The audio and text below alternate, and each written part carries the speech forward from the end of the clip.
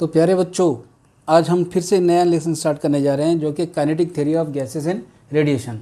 मैंने पिछला लेसन जो मैकेनिकल प्रॉपर्टीज़ ऑफ फ्लूइड्स था उसके मैंने पूरे न्यूमेरिकल्स में आपको यहाँ पर वीडियो अपलोड करके दे दिया हूँ। आप उसकी अच्छे से प्रैक्टिस करना। आज जो हम चैप्टर स्टार्ट करने जा रहे हैं kinetic theory of gases and radiation, जो कि इसका पार्ट फर्स्ट है और चैप्टर नंबर 3 है। आपको पता है ये टोटल 5 मार्क्स का चैप्टर है, तो ये चैप्टर थोड़ा सा लेंदी है क्योंकि इसके अंदर इसके 2 पार्ट किए हुए हैं। एक काइनेटिक थ्योरी ऑफ गैसेस है और दूसरा पार्ट में आ रहा रेडिएशन। तो इसमें प्रॉब्लम्स थोड़े से ज़्यादा हैं। तो प्रॉब्लम स्टार्ट करने से पहले मैं ये समझता हूँ कि पहले आपको थोड़े से फार्मूले थोड़े से बता दूँ, क्योंकि इन फार्मूलोज़ के ऊपर बहुत सारी चीज़ें डिपेंड है। यानी कि प्रॉब्लम्स आपके बहुत सारे सॉल्व हो जाएंगे और थ्योरी में भी ये मदद करेगी।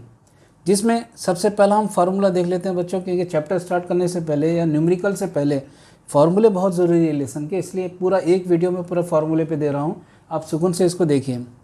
पहला फार्मूला बच्चों, आइडियल गैस इक्वेशन, मिसाली गैस की मसावत।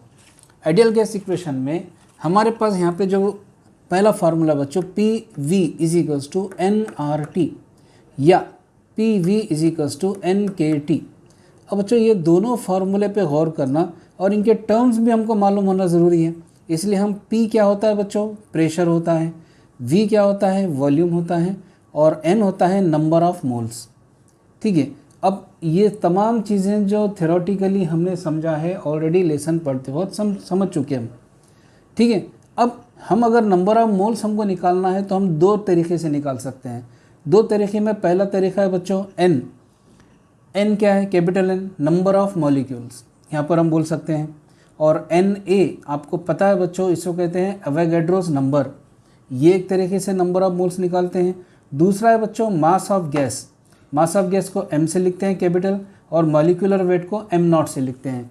इसको अच्छे से याद रखना आपने। ये दोनों भी जो फार्मूले हैं नंबर ऑफ मोल्स के लिए हैं।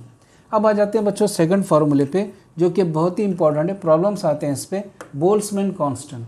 ठीक है। अब ये जो बोल्ट्जमैन कांस्टेंट है, इस बोल्ट्जमैन कांस्टेंट को हम सबसे पहले तो K से लिखते हैं। ठीक है। अब ये जो K से हम लिख रहे हैं, इसका फार्मूला बच्चों R/Na। आपको पता है बच्चों, Na बोले तो मैंने कहा एवोगैड्रोस नंबर। इस वजह से हम यहाँ पर क्या करेंगे, K इज टू R/Na। ये K क्या होता है, इसको कहते हैं बच्चों बोल्ट्जमैन कांस्टेंट। याद रखो, बोल्ट्जमैन कांस्टेंट, जिसकी कांस्टेंट वैल्यू आपको याद करनी होगी। प्रॉब्लम में कभी देगा और कभी नहीं देगा, इसीलिए हम ये प्रॉब्लम्स यहाँ पे फार्मूले पहले देख रहे हैं, बाद में प्रॉब्लम करेंगे। तो बोल्ट्जमैन कांस्टेंट का वैल्यू है बच्चों 1.33 इंटू 10⁻⁻23 जूल कैलोरी। और यहाँ पे जो R है, इसको हम कहते हैं यूनिवर्सल गैस कांस्टेंट। अच्छी तरह से दिमाग में बिठाओ, क्योंकि यूनिवर्सल गैस कांस्टेंट ये R अक्सर हमको प्रॉब्लम्स में आते रहेंगे। और इसकी कांस्टेंट जब है तो इसका कांस्टेंट वैल्यू भी हमारे पास है 8.314 जूल पर मोल कैलोरी। या अगर ये पॉइंट को इधर लेकर जाते हैं तो इसको किलो में भी चेंज कर सकते हैं, 8314 जूल किलो मोल कैलोरी।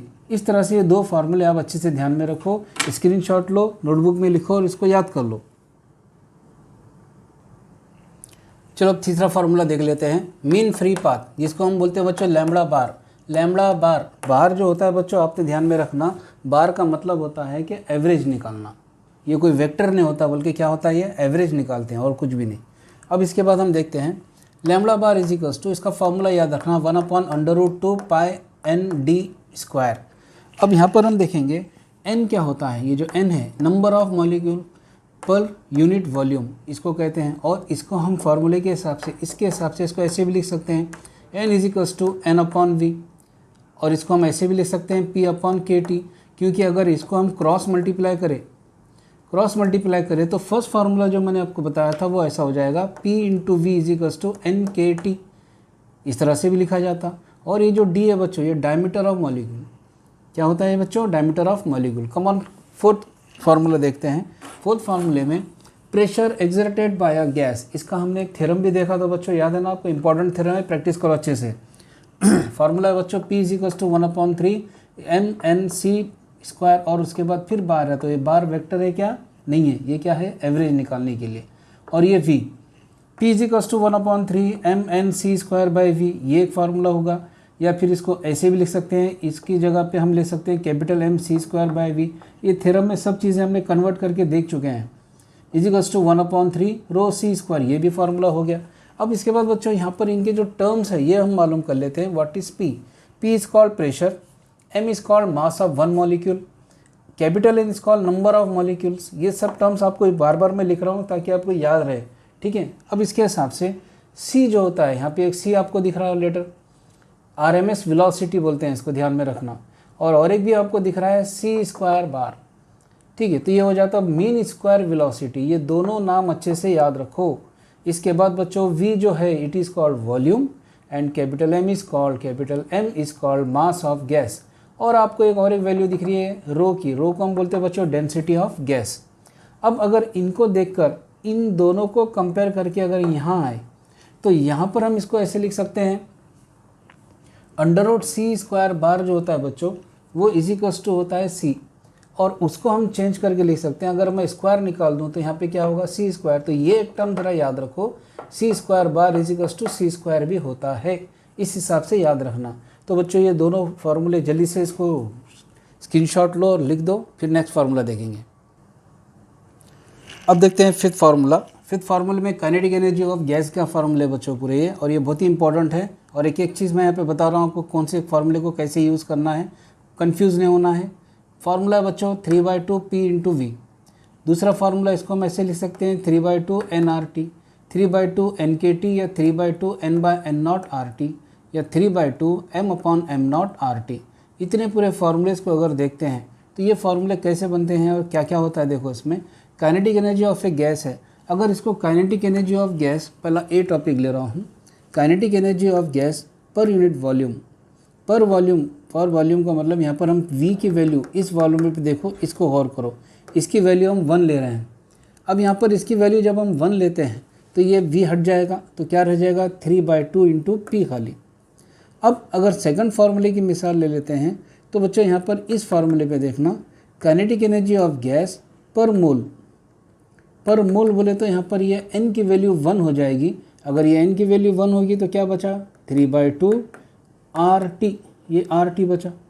इसके बाद बच्चों काइनेटिक एनर्जी ऑफ गैस पर मॉलिक्यूल, ये अगर वैल्यू अगर लेते हैं तो हमारे पास क्लियर ये वैल्यू मिल रही है कि ये n की वैल्यू यहाँ पे और यहाँ पे 1 हो जाएगी। और जब ये 1 हो जाएगी तो यहाँ पर हो जाएगा बच्चों 3/2, ये 1 हो गया तो क्या बचा खाली KT, या 3/2 ये 1 रहा तो 1 इन RT को हमने यहाँ पे ला लिया, तो ये R, ये T साथ में, और साथ में नीचे क्या आ गया बच्चों n0 आ गया। ये एक फार्मूला बना। सेकंड हम यहाँ पर D फार्मूले को अगर देखते हैं तो kinetic energy of gas upon mass अगर लेता हूँ तो फार्मूले में ये फार्मूले पे देखना है बच्चों, ठीक है, क्योंकि इसमें मास का जिक्र है। तो यहाँ पर मास अगर लेते हैं तो यहाँ क्या हो जाएगा बच्चों, ये m की वैल्यू 1 हो जाएगी।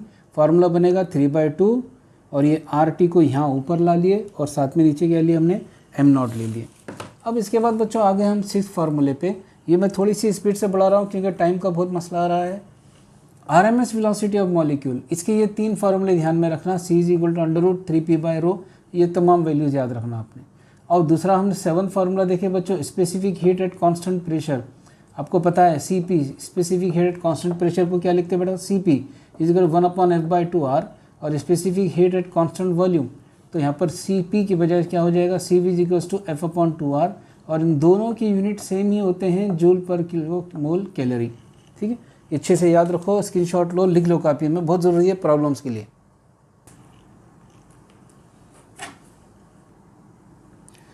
अब नेक्स्ट फार्मूला देख लेते हैं 8th formula, CP - CV = R। R आपको पता है बच्चों यूनिवर्सल गैस कांस्टेंट होता है। उसके बाद CP - CV = R/m0, ये भी एक फार्मूला होता है। ये पूरे फार्मूले ध्यान में रखना है, बहुत इजी फार्मूला, अगर ये याद रखोगे प्रॉब्लम्स हमारे लिए इजी हो जाएंगे। वरना अगर ये फार्मूले नहीं लिया और डायरेक्ट प्रॉब्लम्स लिया तो आप बताएंगे ये प्रॉब्लम तो बहुत ही मुश्किल है। कुछ मुश्किल नहीं है, इसी लेसन में स्ट्रेट फॉरवर्ड प्रॉब्लम्स दिए हुए हैं, यानी कि आपको फार्मूले बनाते बैठने की ज़रूरत नहीं, सीधे सीधे फार्मूले यूज़ करो और आंसर्स निकालो, ठीक है। अब एडियाबेटिक कांस्टेंट, अब मैंने बच्चों एडियाबेटिक कांस्टेंट तकरीबन आपको अच्छे से मैंने क्लास में समझाया कि किसे कहते हैं। थ्योरी की क्लास देखेंगे फिर उसको कंटिन्यू करेंगे। इसकी हम ये सिग्नल लेते हैं बच्चों, गामा = CP/CV, और इसका फार्मूला था 1/2/F। अब याद रखना बच्चों, ये जितने भी फार्मूले यहाँ तक हमने देखा काइनेटिक एनर्जी के थे पूरे, क्योंकि हमको पता है कि इस लेसन के अंदर रेडिएशन का भी जिक्र है।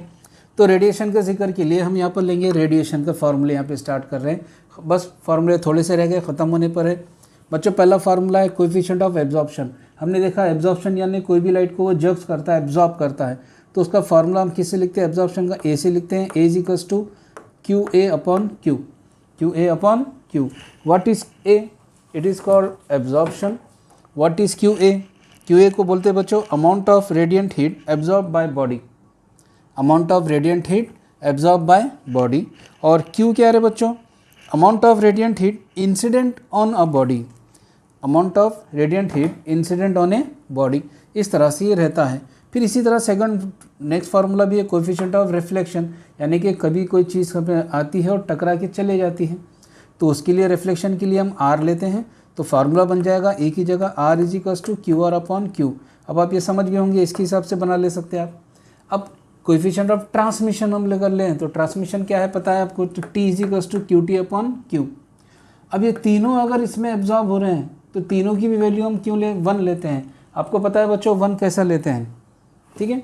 अब इसके बाद हम देखेंगे बच्चों for athermanous body T is equals to zero. Athermanous body में टी ट्रांसमिशन क्या रहता? हमेशा जीरो रहता। और for perfectly black body, perfectly black body का मतलब होता है कि बॉडी बिल्कुल ब्लैक है और वो पूरी हीट को अपनी तरफ एब्जॉर्ब कर ले रहा है।